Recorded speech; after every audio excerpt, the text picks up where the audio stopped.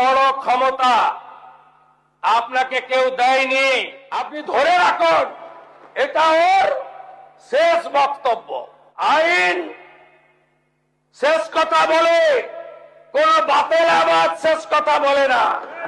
সময় এসেছে এই ধরনের লোককে সবক শেখানোর। আপনাকে আমি পরিষ্কার বলছি, আপনি দুর্বল মুখ্যমন্ত্রী পেয়ে যা খুশি করেছেন, যা খুশি বলেছেন। আমি আপনাকে বলে গেলাম, দুটো এফআইআর স্টার্ট করেছি। এত বড় ক্ষমতা আপনাকে কেউ দেয়নি। আপনি মুখে যেগুলো বলেছেন, আপনাকে আমি বলে গেলাম, মুসলিম ভোটকে কনসলিডেট করার জন্য আপনি এই খেলাটা খেলছেন।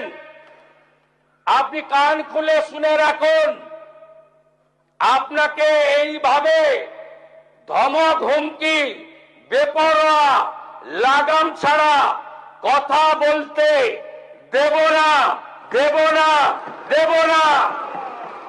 সন্দেশখালীতে একজন ছিল, 2024 পয়লা জানুয়ারি বলেছিল তৎকালীন বিরোধী দলনেতা এলে তার হাত কেটে পায়ে, পা কেটে হাতে লাগাবে আর চামড়া ছাড়িয়ে মেদিনীপুরে পাঠিয়ে দেবে। ওর অবস্থা কি হয়েছে সবাই দেখেছে। একই টোন ছিল। আরেকটা জীবনতলার গুন্ডা ক্যানিং ভাঙড়, ওর অবস্থাও কি হয়েছে দেখতে পাচ্ছে সবাই। আরেকটা পুষ্পা ঝুঁকে গায়ে নেই, এমন ঝোঁকা ঝুঁকেছে, খালি পায়ে, ছোট প্যান্ট পরে, কান ধরে উঠবস করতে করতে যাচ্ছে। আপনাকে আমি বলে গেলাম, পুলিশ তার ব্যবস্থা নেবে। আর আমি এক সপ্তাহ পরে মুর্শিদাবাদে যাচ্ছি। আমি প্রমাণ করে দেব ভারতবর্ষের সংবিধান, আইন শেষ কথা বলে, কোন বাতিল আবাদ শেষ কথা বলে না।